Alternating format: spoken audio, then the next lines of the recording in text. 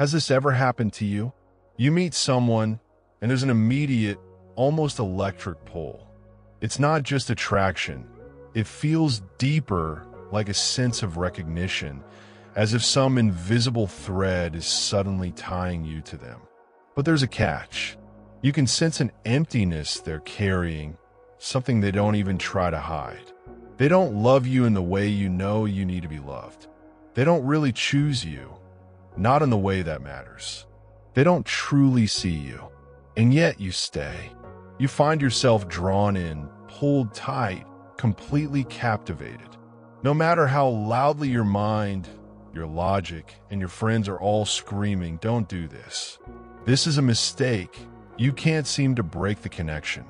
If this sounds familiar, it's critical to understand that what you're feeling isn't love.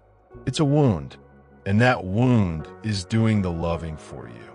A quiet but incredibly powerful part of your unconscious mind chose that person. Not because they were right for you, but because they felt familiar.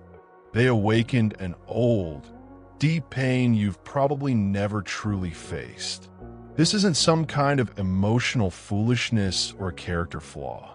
It's a profound psychological mechanism, a pattern that repeats itself with the cold, calculated precision of a wound's logic. And if you don't learn to recognize it, you will spend your life thinking you're falling in love, when in reality, you're just desperately trying to heal your past through a present relationship that has absolutely no power to save you. It all starts with a type of pain that rarely screams. It's more of a persistent, quiet echo that resonates through every relationship you've ever had. It's the whisper in the back of your mind that says, "I'm not good enough." Maybe for you, it sounds like "I'm not pretty enough," or "not smart enough," "not interesting enough," "not gentle enough." Ultimately, it boils down to the devastating feeling of being unlovable, not worthy of being truly chosen, of being kept, of being fully and unconditionally loved. This feeling doesn't just appear out of thin air. It isn't caused by any one person in your adult life. It's the result of 1,000 tiny, fragmented memories from childhood. Moments where love felt conditional. Moments where you learned that affection wasn't a natural, free-flowing thing, but something you had to earn. It was a reward for being the good girl, the smart child, the pleasing one. Slowly, without ever realizing it, you came to believe that to be loved, you first had to be deserving. The famous psychologist Carl Jung spoke about this. He said that one of the heaviest things a child can carry is the life their parents never got to live. When parents are emotionally stunted, when they can't express love in a healthy way because they've denied themselves their own full emotional life, the child inevitably ends up carrying the weight of their expectations, their emptiness, and all of their unresolved issues. A child who grows up in an environment that lacks genuine emotional connection will almost certainly develop an ego riddled with shame and a sense of inadequacy. And when that child becomes an adult, they step into the world of relationships with a powerful, desperate hunger to love and be loved. But they're starting from a fundamentally flawed place. Their first question isn't, "Who do I want to be with?" but rather, "What must I do to be chosen?" From his standpoint, love is no longer a beautiful, free meeting of two whole souls. It becomes a performance. It's a stage where you play the role of the worthy one. You don't love like a person enjoying a connection. You love like a job applicant in a high-stakes interview, constantly trying to impress, to prove, to please, just waiting to finally be accepted. This leads to a painful, confusing paradox. You find yourself irresistibly drawn to people who cannot, or will not, give you anything of substance. Why? Because on an unconscious level, they reactivate your deepest, most foundational wound, that feeling of not being enough. They become the living, breathing symbol of everything you felt you lacked as a child. Loving them becomes your psyche's desperate, last-ditch attempt to rewrite the ending of that old, painful story. The logic is, if this person, so cold, so distant, so much like the source of my original pain, finally chooses me, then maybe I am enough after all. Maybe I'm finally validated. Jung had a powerful way of putting this. He said that what you resist persists. Whatever you reject within yourself, whatever you refuse to look at, will continue to live on, often growing even stronger. This feeling of not enough is a part of your inner shadow. And if it isn't brought into the light of your consciousness, it will continue to dictate every single bond you ever form. You can change partners, change cities, change your entire life, but the outcome will always be the same. You will keep falling for people who cannot see you, not because you're fundamentally unworthy, but because you're still trying to fix something from your distant past with a person in your immediate present. Picture a young woman. We'll call her Anne. She grows up in a family where love is transactional. Every compliment is tied to an achievement. Every hug comes after a good grade on a report card. When she makes mistakes, she's met not with warmth and reassurance, but with a cold, heavy silence. The lesson she learns is simple and brutal. She is only lovable when she is good enough. As an adult, it's no surprise that Anne is constantly drawn to men who are emotionally distant. She finds herself attracted to the ones she has to work for, the ones she has to try twice as hard to impress and hold on to. She unconsciously believes that if one of these men finally loves her, it'll be the ultimate proof that she is good, that she is worthy. But this is the trap. Because she's loving from a wound, she isn't loving freely. She's loving like someone trying to pay off an ancient, unpayable debt. Jung understood that confronting this part of ourselves is incredibly difficult. He referred to the shadow as a moral problem, one that challenges your entire personality. He said that no one can become conscious of the shadow without a significant moral effort. It means recognizing the dark aspects of your own personality as present and real. Acknowledging that deep down, you feel not enough is neither easy nor comfortable. It requires you to face the parts of yourself you've been desperately avoiding, the insecure, hurt, and empty parts you don't even want to admit exist. But it is only when you can finally turn and face that shadow that you can stop being controlled by it. There's another critical point here. When you love from a place of lack, you don't just hurt yourself. You also risk hurting the other person. You place an impossible burden on them.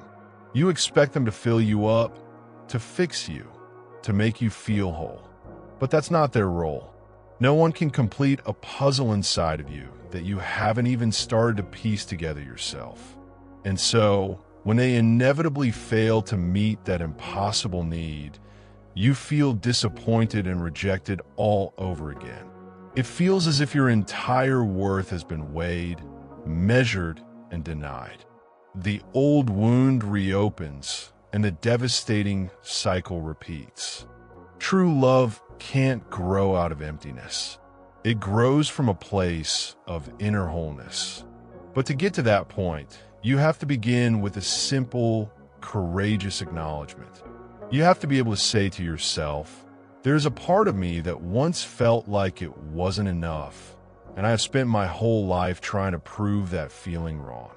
The moment you can accept that truth with gentleness and without judgment, the real healing finally begins. You no longer have to wait for someone else to tell you that you are good enough. You can start to say it to yourself. Carl Jung called this lifelong journey individuation. It's not about becoming some perfect version of yourself that others will finally approve of. It's about becoming yourself, a unified, whole being made of both light and shadow, both love and wounds. He described individuation as coming to selfhood or self-realization. When you finally embark on that journey, you no longer love to prove something. You love because you want to share the love you already have inside you. You no longer choose people who give you nothing because you no longer need them to feel valuable. You know who you are, you know where your wounds come from, and you know, without a doubt, what you truly deserve. That is the moment you stop loving from lack and finally start loving from a place of enough. You thought you had learned your lesson, didn't you? After the last heartbreak, you swore to yourself that you would never again be drawn to that type of person. The cold one, the distant one, the one who offers you nothing but confusion and ambiguity. You built your walls higher. You sharpened your intuition. You promised yourself you'd choose differently next time. And then they appear. Maybe it's their quiet gaze, their slow, deliberate way of speaking, or the way they keep just enough distance to feel impossibly magnetic. And in an instant, everything familiar awakens inside you. Once again, you feel that undeniable pull. You're drawn in, not because they are so extraordinary and not because you are foolish, but because your unconscious mind recognizes something in them. It whispers, "I know this energy. I've been here before." In the world of psychology, particularly in the work of Carl Jung, this isn't seen as random chance or bad luck. It's a process called projection. Your unconscious is literally casting its unresolved inner images onto the world around you. When a wound deep within you remains unseen and unhealed, it will find a way to recreate itself through the people you meet. Jung believed that the unconscious always seeks expression. What you haven't resolved doesn't just disappear. It comes back, wearing a different mask, showing up in the form of a person, a situation, or a feeling so intensely familiar that it convinces you it must be fate. And so, once again, you fall for someone who has nothing real to offer you. You fall for them not because you see them as a whole, complete person, but because they unconsciously resemble someone you once needed and never truly had. They become a symbol. Your relationship with them is a symbolic reenactment of an old story, a story that never got a proper ending. It's a story that may have started when you were very young, standing outside a closed bedroom door, just waiting for a word of recognition, a hug, or even a simple glance that said, "You matter." But that acknowledgement never came. And so you carried on with an emptiness that wasn't a sharp, stabbing pain, but a constant, low-grade ache that was always present. You see, the unconscious is a self-regulating system, and repetition is one of the primary ways it tries to restore what was left incomplete. In other words, you repeat the pattern because you're trying to complete the story. You love someone who can't love you back in the desperate hope that if, this time, they finally choose you, it will somehow redeem all the times you were not chosen before. This means the most important question you can ask yourself isn't, "Why do I love them so much?" The real, transformative question is, "How am I trying to fix my past with this person right now?" You didn't choose them because you have low standards or because you lack self-worth. You chose them because your emotional blueprint, the very map of your heart, was shaped by a specific kind of pain, and your unconscious is simply trying to finish what was left undone. Jung would call this a delayed individuation process. When your conscious self, your ego, hasn't yet faced and integrated the wounded parts of you, your shadow, It will desperately seek an external person to replay the unresolved drama. The result is that you don't actually love the person standing in front of you. You love the part of yourself that still hasn't healed.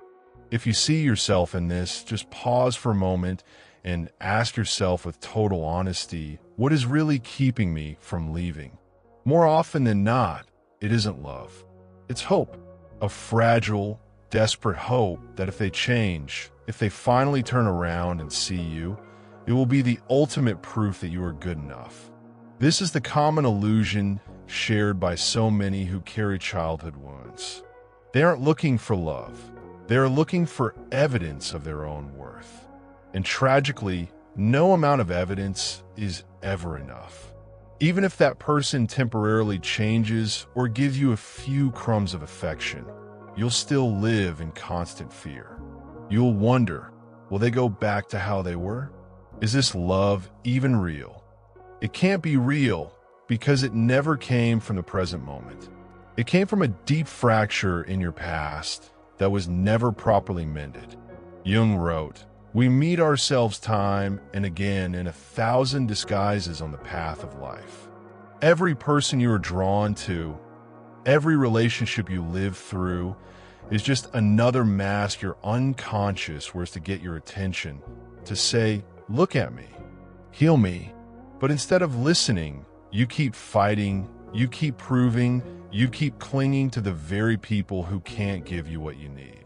You believe that if they just turn around, if they finally choose you, then you'll be free. But the truth is, no one can free you from a story you refuse to leave. I once heard a woman say, "I know he doesn't love me, but I just can't stop loving him." I asked her, "Do you really love him? Or do you love the possibility that if he loved you, you'd finally feel like you were enough?" She broke down in tears. That was the truth. And the truth, as Jung said, often comes with pain. There is no coming to consciousness without pain. There is no true awakening that doesn't involve some form of suffering. Realizing you may have spent years or even a lifetime just waiting to be chosen is the first brave step toward real freedom. It's not a sign of weakness. It is soul-level courage. Jung believed this devastating pattern could only be broken when it was brought into the light of consciousness. That means you must have the courage to name the real feelings hiding beneath the surface. The lack, the inadequacy, the deep craving to be loved unconditionally. You have to stop and ask, who was the first person who made me feel like I had to earn love?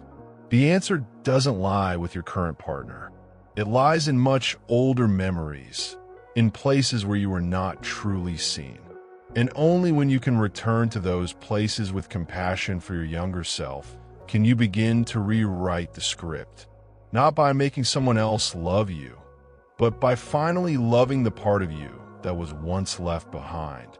You don't need to keep striving to be loved. You need to heal so that you can love without striving. When that shift happens, you'll no longer feel that magnetic pull toward the cold and distant ones because you no longer need them to prove your worth. You'll have a moment of clarity and realize, I don't love this person. I love the idea of who I wish they could be. And that distinction is a major turning point. And just as one cycle seems to be ending, another, more confusing question often rises to the surface. How do I know if this is real love, or if I'm just reenacting my trauma all over again? Because there are relationships that bring you to tears every single night. Relationships that tear your heart between exhilarating hope and crushing despair. And still, you believe with every fiber of your being that it's love.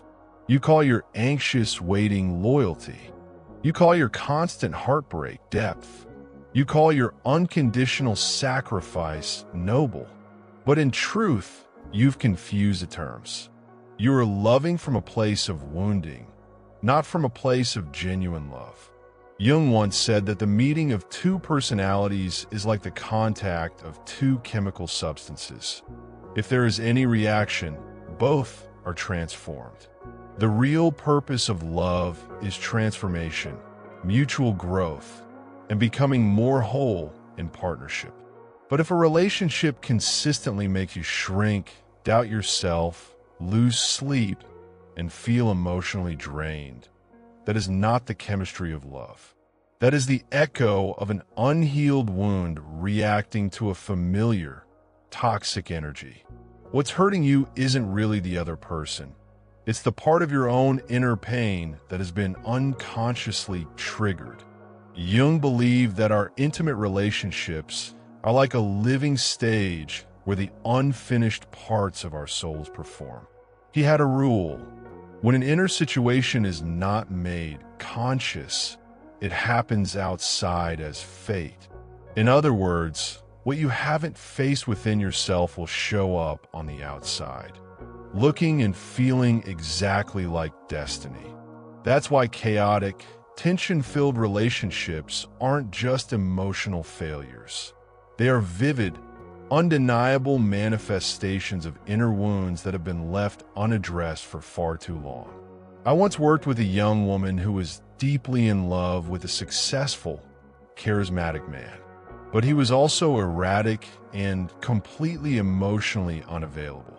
Sometimes he would shower her with affection, and then he would vanish for days without a single word.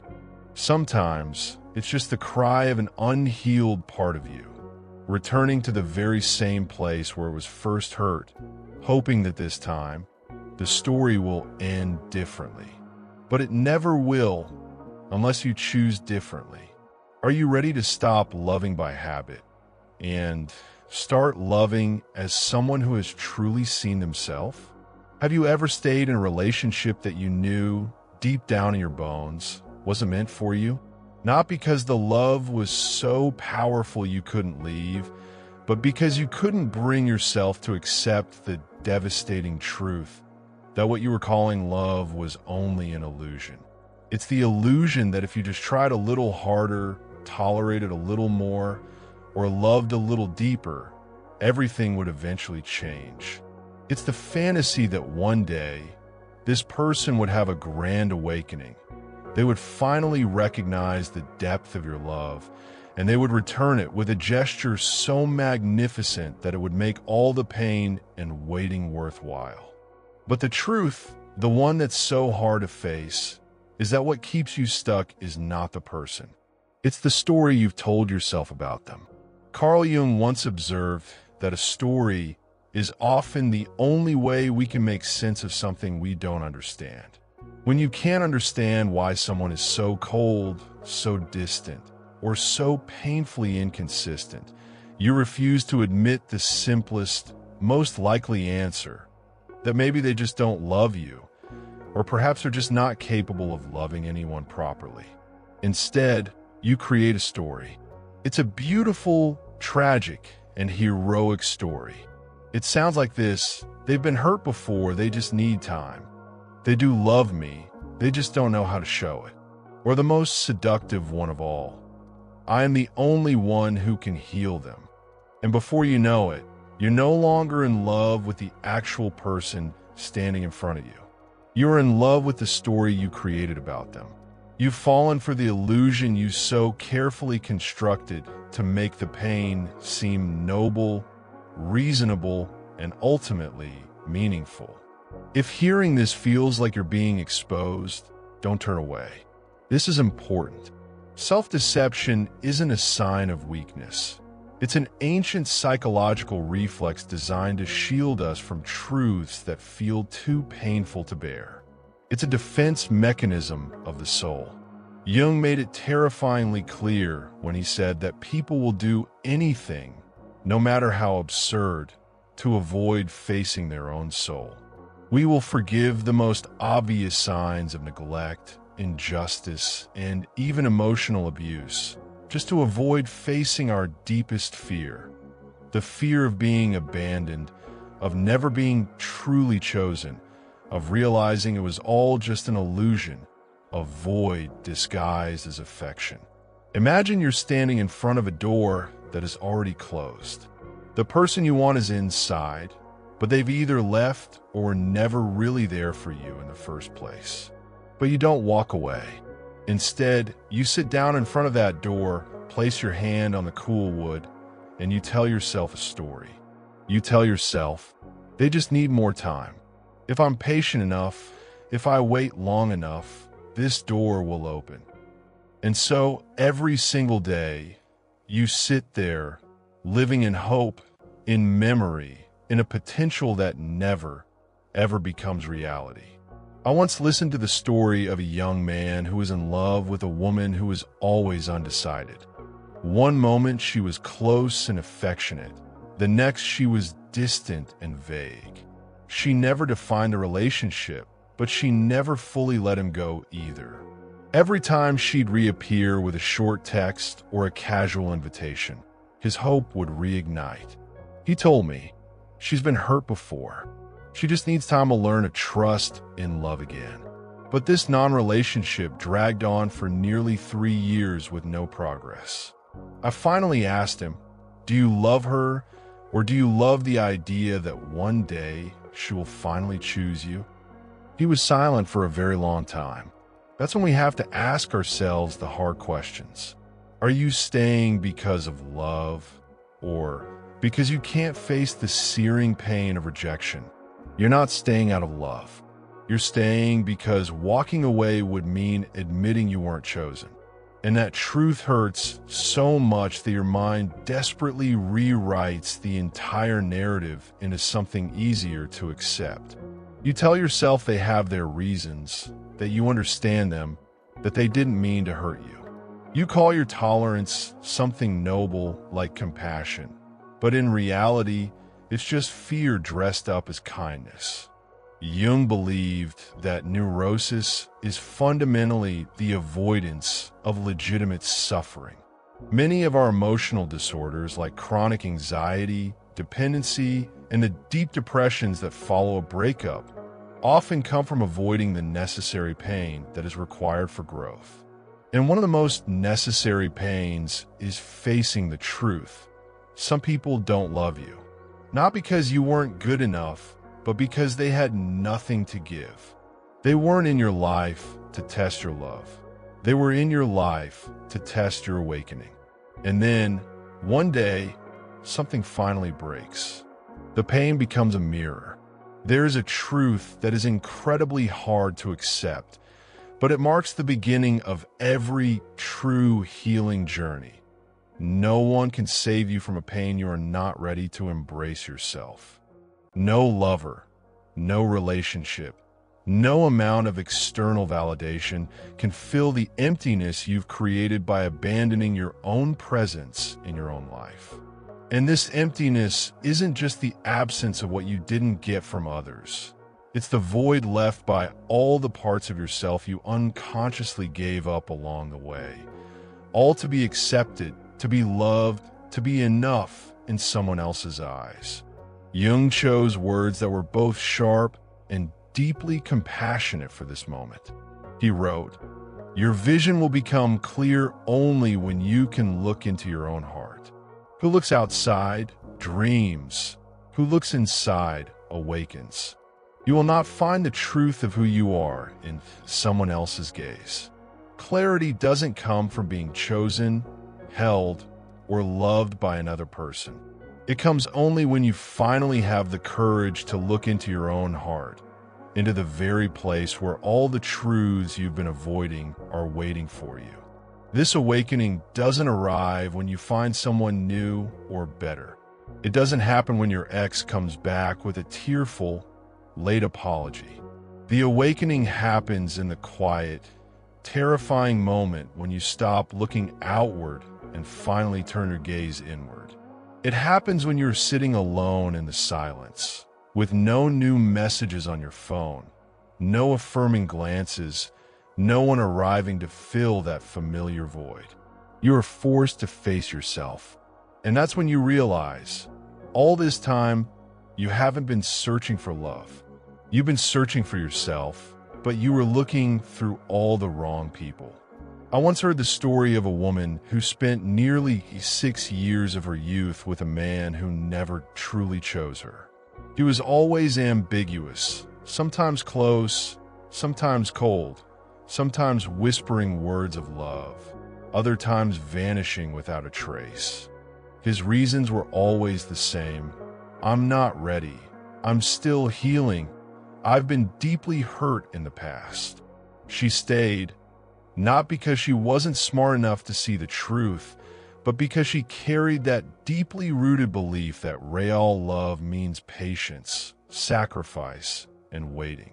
She believed that if she was just good enough, if she loved long enough and deep enough, he would finally recognize it and choose her. The day she found out he had married someone else, she finally understood. She hadn't lost him. She had lost herself in the long, exhausting journey of waiting to be chosen. And in that moment of total collapse, what rose up in her was not hatred, but a single question that struck her heart like lightning. Why did I let myself go this far, just for the chance to be loved? From that single question, she began a completely different journey. It's the journey Jung called individuation. It is a path no longer centered on anyone else, but one that turns inward to rebuild the self. Individuation isn't the process of becoming better so that you can finally be loved. It is the process of returning to yourself as an imperfect but whole being, carrying both shadows and wounds, but also light and truth. Imagine standing in front of an inner mirror. In that mirror, what appears is not your face, but all the pains you've denied. Each time you clung to someone who didn't love you, you covered that mirror. Each time you said, "I'm fine," while your heart was breaking, you blurred the glass. But eventually, the stories run out. There are no circumstances left to hide in, and you're forced to look. What you see may hurt, but it is also the very thing that will set you free. Awakening is not a soft, gentle emotion. It often arrives like a violent contraction, a moment when everything you once believed in shatters. It's when you no longer know who you are without that person's love, when you're forced to ask, if no one is left to love me, do I still have anything? And then something strange and beautiful happens. In the emptiness, you begin to hear a new voice. It's not the loud, panicked voice of your ego, the one that's terrified of being left behind. It's the small, gentle, unshakable voice of the true self, the deepest core of your being.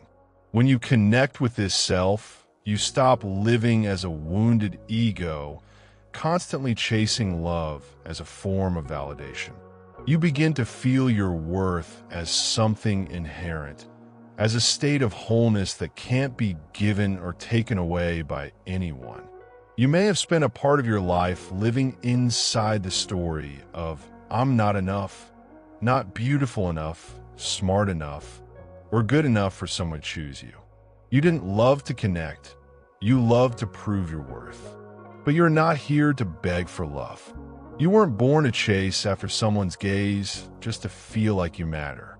You are love itself, not the kind that depends on someone else being there, but the kind that rises up when you finally come home to yourself.